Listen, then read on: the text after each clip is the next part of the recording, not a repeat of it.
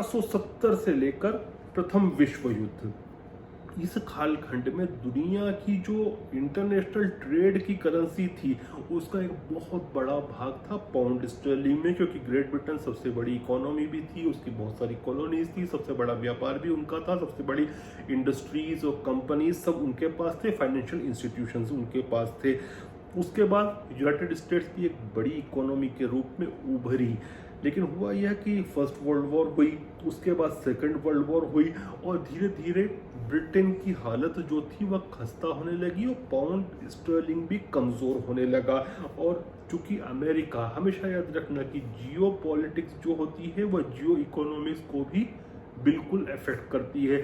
दोनों विश्व युद्ध जो थे उसमें अमेरिका का एक निर्णायक रोल था, और सेकंड वर्ल्ड वॉर में तो आप सब जानते हैं किस प्रकार से क्या क्या हुआ था।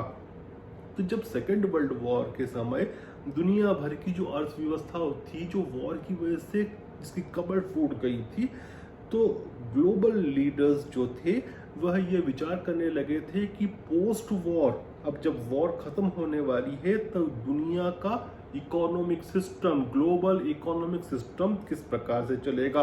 और युद्ध के अंतिम दिनों में, शायद 1944 का वर्ष था, एक कॉन्फ्रेंस होती है अमेरिका के न्यू हैम्पशायर में, और न्यू हैम्पशायर के ब्रेटन वुड्स में, जिसको कहते हैं ब्रेटन वुड्स कॉन्फ्रेंस।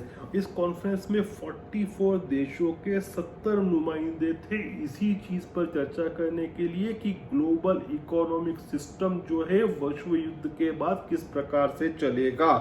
और ये जो कॉन्फ्रेंस हुई उसके दो बड़े निर्णय सामने आए।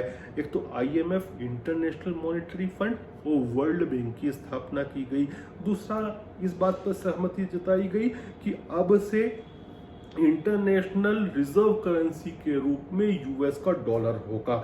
और यह इसलिए किया गया क्योंकि उस समय US के पास सबसे ज़्यादा स्वर्ण कोष था, मतलब सबसे ज़्यादा गोल्ड के रिजर्व्स किसी कंट्री के पास थे तो वो यूनाइटेड स्टेट्स के पास थे।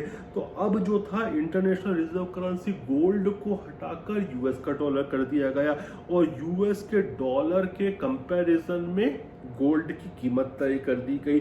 उसके बाद से आपने देखा कि किस प्रकार से अमेरिका का डॉलर शक्तिशाली रहा। लेकिन अब जो